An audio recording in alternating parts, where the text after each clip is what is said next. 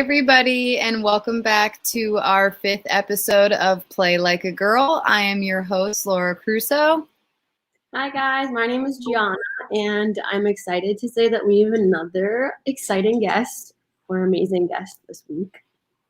Another exciting and amazing guest, of course. This guest is a Rhode Island native from Cranston, and she is a D1 softball player at the University of Maine, but has now turned to a professional women's football player. Mm-hmm. So I'm excited to announce that we have Alyssa Derrick on our show this week. We are very excited to meet her and get to see her story and hear her story.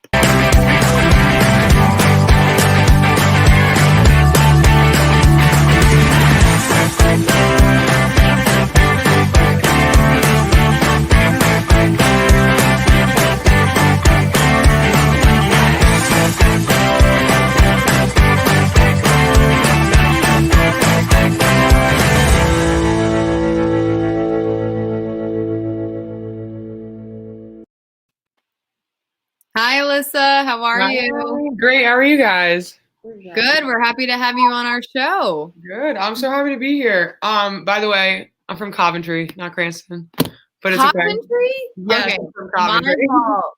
I seriously thought it read Cranston. I'm sorry. I apologize. Oh no, it's okay. Don't worry. Well, we're super excited to have you on and hear all about softball and football now. I'm excited to be on. I've been waiting for this. I've been talking to Ron. I'm like, am I going to be there? I know. We've been anticipating this. Right? All the time. We're like, when's Alyssa going to be on? When's Alyssa going to be on? I've been busy. Yeah, I heard that you've been coaching. Yes. So I've been at Hops. I've been training myself, but then soon enough, I'll be able to actually coach and have workouts and have my teams. So hopefully I'll get a couple softball teams like Rhode Island Thunder. And then I'm talking about getting River Dogs in here too. So that I can actually train some athletes and get back into work because of this whole COVID mishap, which really stunk. Oh, yeah, for sure. So Rhode Island Thunder, sorry, Gianna, really quickly. Rhode Island Thunder, is that like an AAU softball? Yeah, so it's a travel softball team based out of Rhode Island with Dave Lottie. And I have their national team right now coming in once a week, which is really nice. But they travel all around the world, do showcases and travels, and that's like your base team to get recruited to go into college. Oh. So then I'll prepare them in the weight room, and then they do their stuff on the field. That's awesome. I was going to say, I also played softball, so I was going to say there's actually a team called Long Island Thunder, and I was like, hey, maybe kind of there's a, I don't know. But I just played a team called Long Island Thunder for travel. Oh, yeah. It's a different team. They'll all just like have like the same things. There's a lot of Thunders, like there's Maine Thunder and stuff. But I'm sorry. I was going to ask like what it's like coaching, because you went from playing to coaching. So how is that different, and what do you enjoy about it? It's kind of different, honestly. I've always kind of been a coach.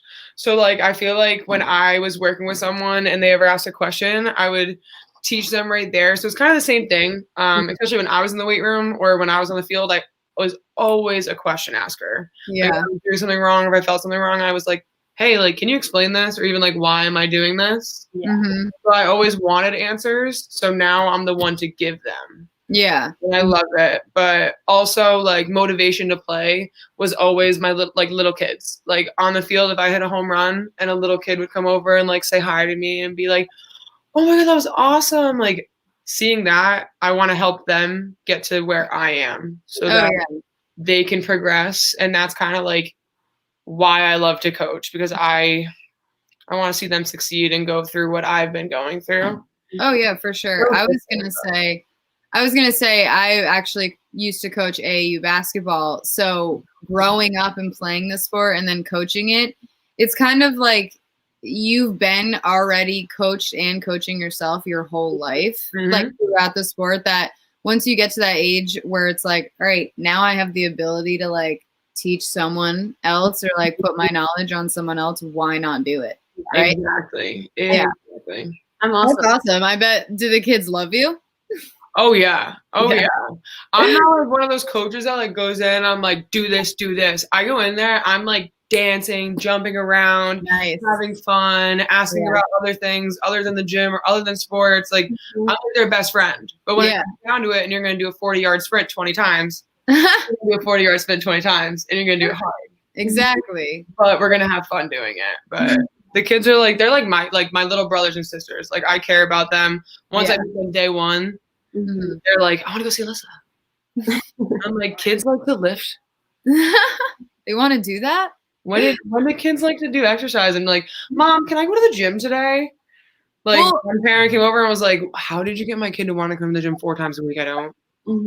That's awesome. I also coach, but I don't coach softball. I coach figure skating. Oh, fun.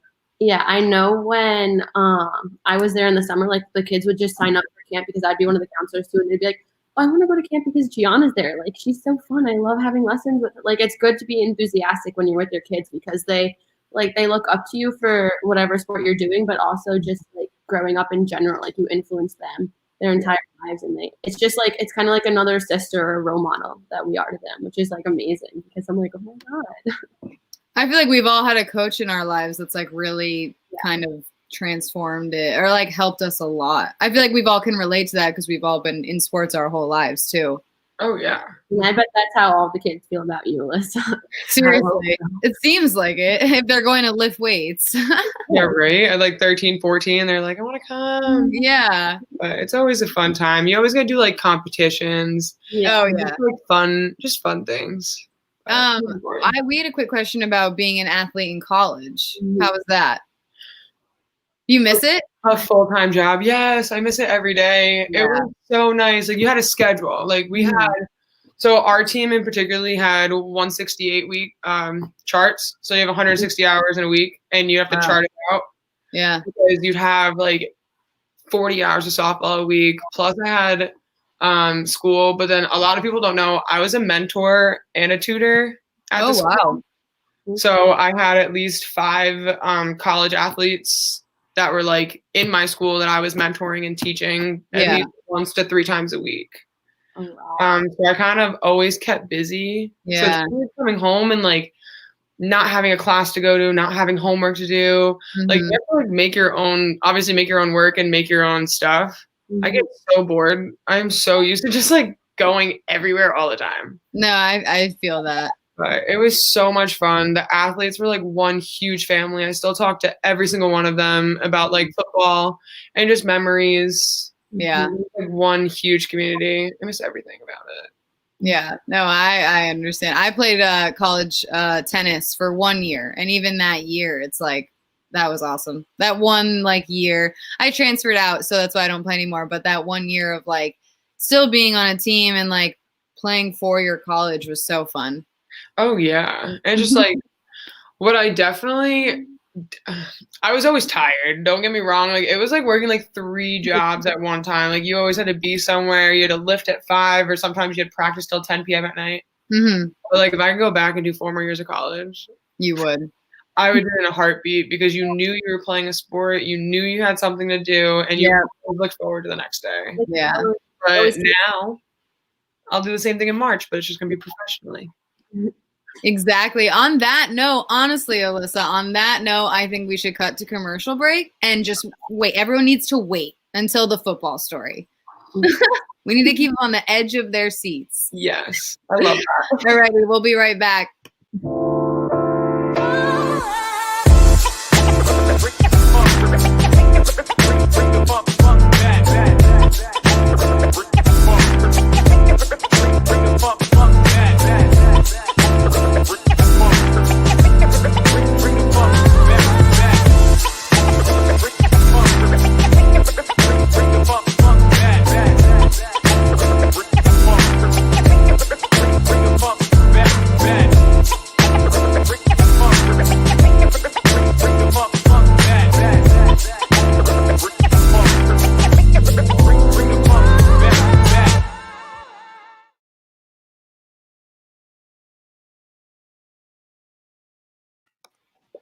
And we are back. Thank you, everyone, for tuning into the 5th episode of Play Like a Girl. We are here with Alyssa Derrick, once softball player, now professional women's football player.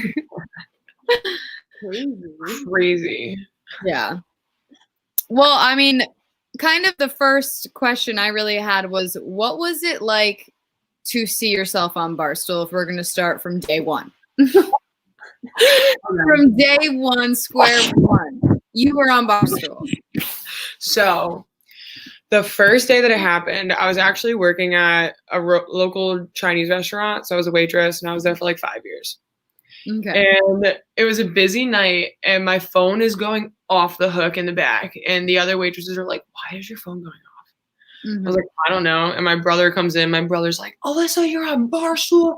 You're breaking the internet, blah, blah, blah." And I'm like, what do you mean? Like, what is going on? Like, I'm literally in the middle of running food everywhere. Like, it's like whatever night it is, like 4 years ago. And I'm like, what do you mean? He's like, you are on Barstool Sports. I was like, okay. Imagine your brother coming up to you and saying that. I would be like, what? At work. I knew it was serious, because there was no way my little brother was going to go to work and tell me that and be like, haha, just joking. Yeah. But I was like, okay. Phone was dead. Couldn't even charge it until I got home. And then I was just like overwhelmed. Like the amount of followers, the amount of messages, the amount of just everything that was going on.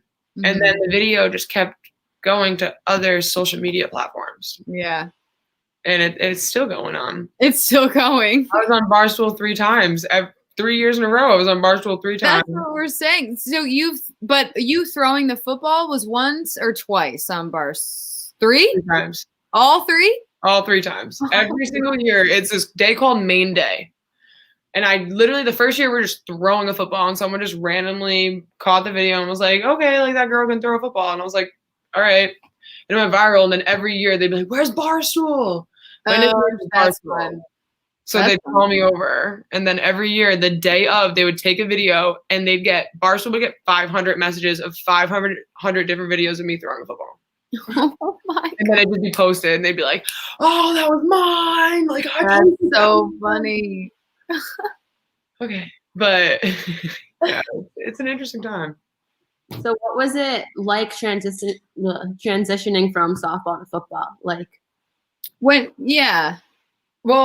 honestly, I haven't really done it. Like, we haven't played. Like, I can't go to Texas and train, because I'm going to Houston. So I can't go to Texas and train because of COVID. Yeah.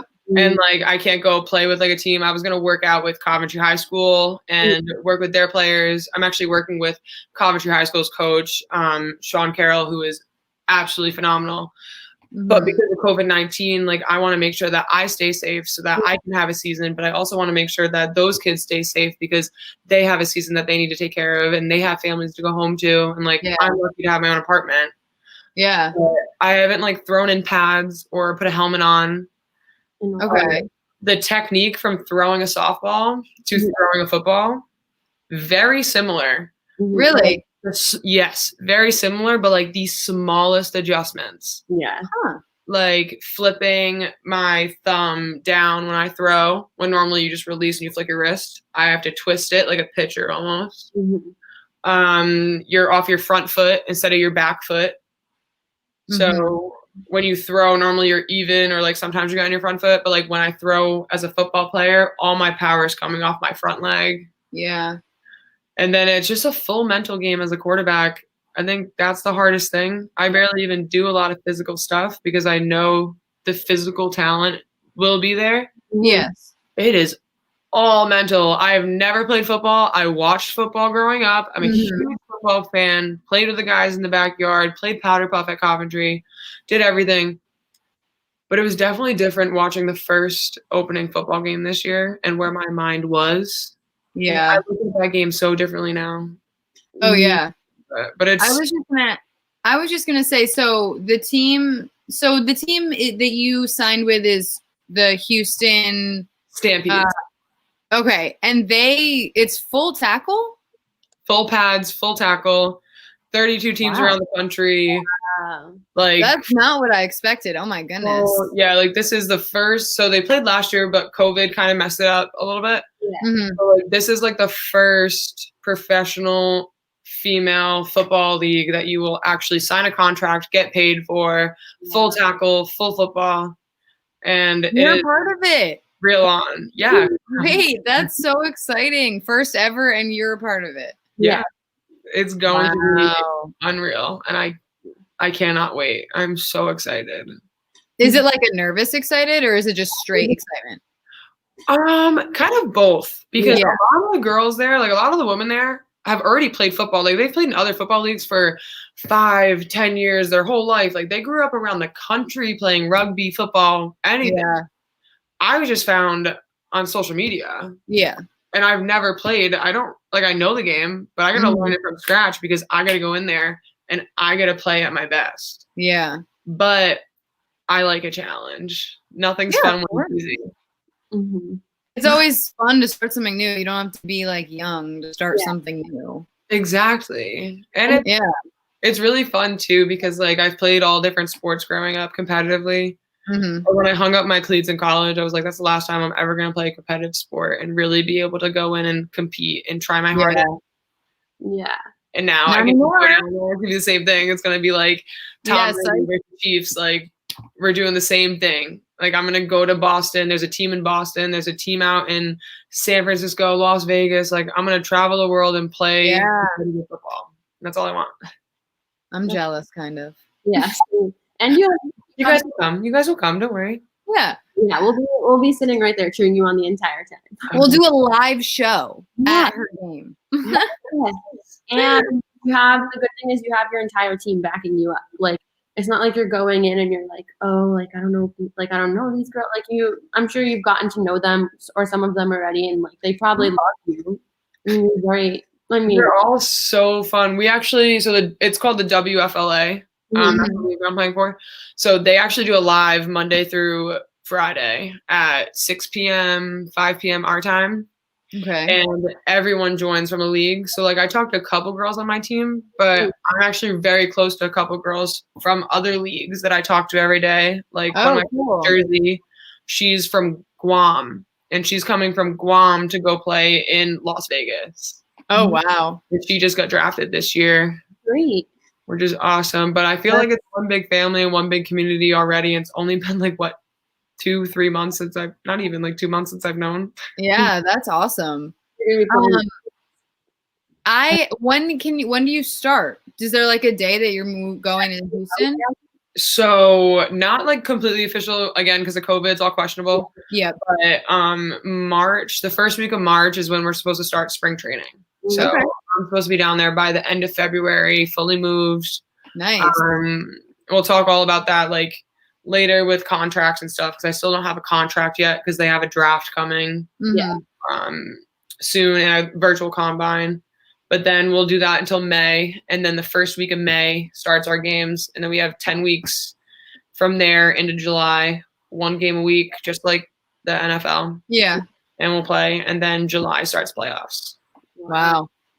Yep. Middle of summer in Houston, Texas. Yeah. Full pads. Wow. And full black uniforms too. You have a busy like spring half summer coming up for you. Oh yeah. Are you excited to move to Houston? I'm excited, but I also like don't say move. I say like temporarily leave. Okay. Because it's better coping mechanism.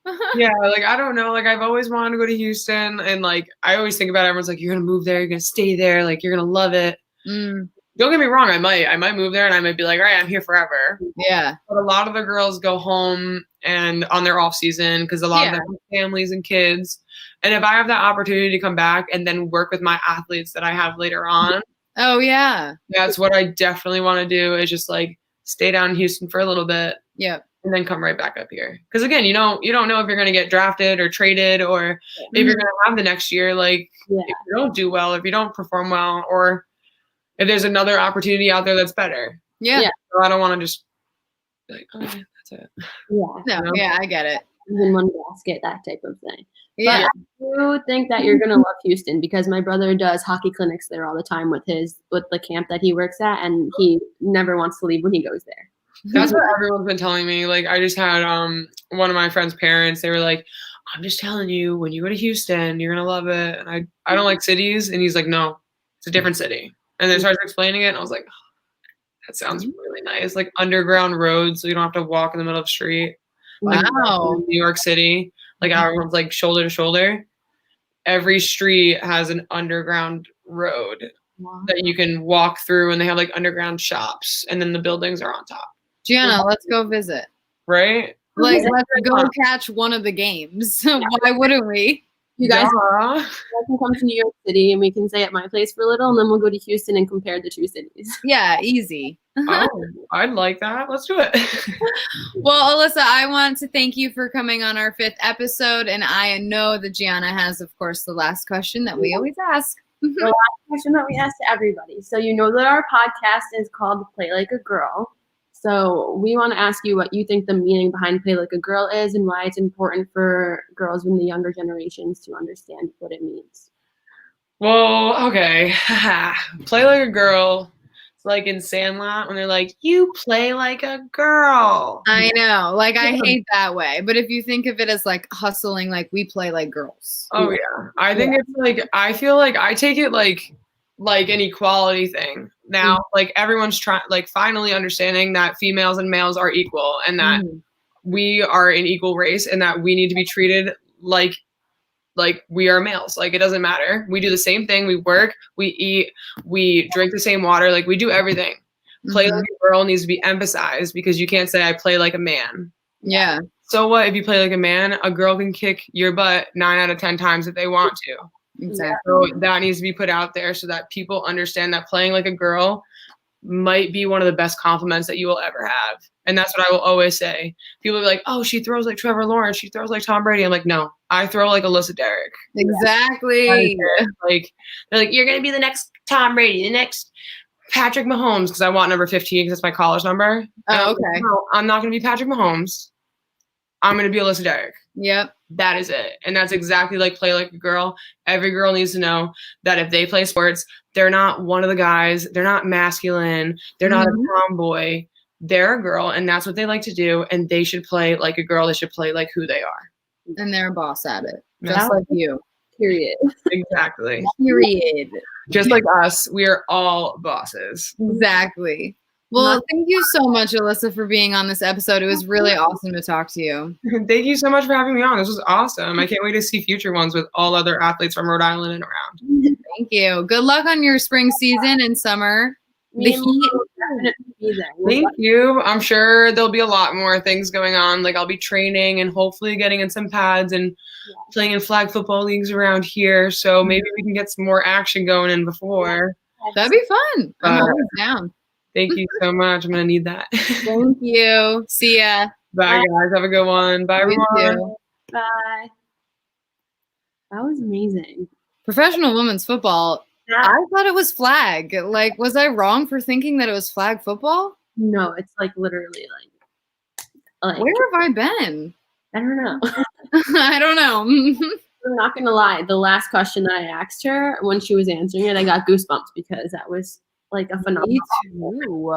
I kind of wanted to say like when she was like, oh, her friends were saying, oh, you'll be the next Brady, you'll be the next one, Patrick Mahomes. I was about to be like, Alyssa, you just told us that 3 years in a row they asked you to throw the football. Like there's a bunch of guys and they're saying, please throw this football so we can be on Barstool Sports.